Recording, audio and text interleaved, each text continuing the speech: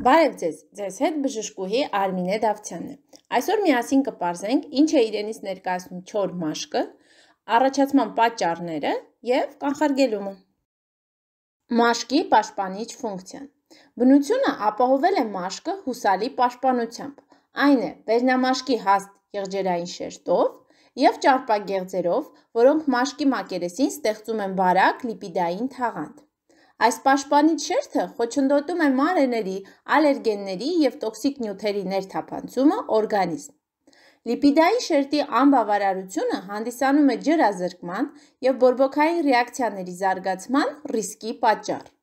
Խոնավության կորստի պատճառով վերնամաշկը կորցնում է իր էլաստիկությունը, առաջանում է ձգվածության, թեփոտման, գրգռման և քորի զգացողություն։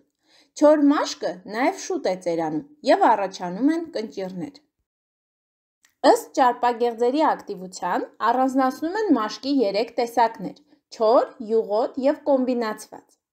Մաշկային ճարպի առաջացումը կարգավորում է էնդոկրին համակարգը։ Այդ պատճառով կարող են տեղի ունենալ որոշակի ֆիզիոլոգիական փոփոխություններ, օրինակ, պատանեկության շրջանում ճարպագեղձերը բավականին ակտիվ են գործում, և հակառակը տարիքի հետ, հատկապես կանանց մոտ դաշտանադադարի շրջանում, զգալիորեն նվազում է ճարպագեղձերի ակտիվությունը, ինչը իր արտահայտումն է ստանում մաշկի վրա։ Մաշկի վրա իրենց ազդեցությունն ունեն նաև ապրելակերպը, առողջական վիճակը, մեծ է նաև շրջակա միջավայրի ազդեցությունը։ Մաշկի չորության առաջացման պատճառները կարելի է բաժանել ներքին և արտաքին գործոնների։ Մաշկի չորության առաջացման արտաքին պատճառները կապված են շրջակա միջավայրի ազդեցության հետ,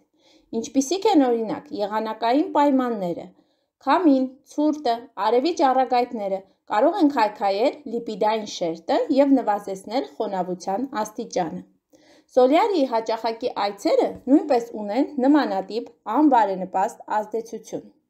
Տանը կամ աշխատավայրում առկա չոր օդը, որը խթանում է վերնամաշկի մակերեսից խոնավության գոլորշացմանը։ Մաշկի սխալ խնամքը,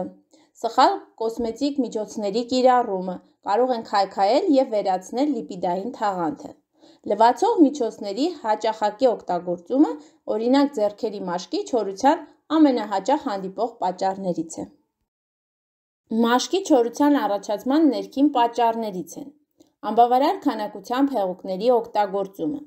ոչ առողջ սնունդը, յուղազերծ դիետաները, քաղցրի չարաշահումը, գազավորված ըմպելիքների, սուրճի և ալկոհոլի գերօգտագործումը։ Վիտամինների և միկրոէլեմենտների անբավարարության դեպքում խանգարվում է նյութափոխանակությունը ամբողջ օրգանիզմում, այդ թվում նաև մաշկում։ Մաշկային մի շարք հիվանդությունների դեպքում, ինչպիսիք են օրինակ ալերգիա, փսորիազ, դերմատիտ, էնդոկրին, նյարդային, աղեստամոքսային համակարգի հիվանդությունների դեպքում ևս կարող է դիտվել մաշկի չորություն։ Երիկամային հիվանդությունները, պայմանավորված նյութափոխանակային տոքսիկ նյութերի կուտակմամբ ևս կարող են հանդիսանալ պատճառ մաշկի չորության առաջացման։ Մաշկի չորության առաջացման ներքին պատճառներից են նաև որոշ դեղամիջոցների երկարատև կիրառումը, օրինակ միզամուղների, հակախոլեստերինային դեղորայքի և այլն։ Ծխելը, քանի որ նիկոտինը քայքայում է հիալուրոնաթթուն, որը հանդիսանում է հյուսվածքներում հեղուկի պաշտպանիչը։ Եվ ծերացումը, քանի որ տարիքի հետ աստիճանաբար նվազում է ճարպագեղձերի ակտիվությունը, նվազում է արյան միկրոշրջանառության և նյութափոխանակության ինտենսիվությունը, նվազում է նաև հիալուրոնաթթվի քանակը։ Մաշկի չորությունը լինում է նաև ընդհանուր և տեղային։ Ընդհանուր հիվանդությունների կամ վիտամինային անբավարարությունների ժամանակ չորանում է մաշկը ամբողջությամբ,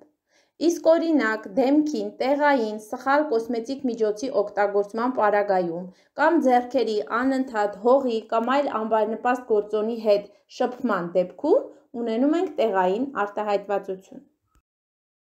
Բուժման և կանխարգելման նպատակով խորհուրդ է տրվում դիմել համապատասխան բժշկի և միասին փորձել պարզել դեհիդրատացման պատճառները և հնարավորության դեպքում հակազդել կոնկրետ պատճառային գործոնի վրա։ Այսօրվա համար այսքանը, առողջ եղեք։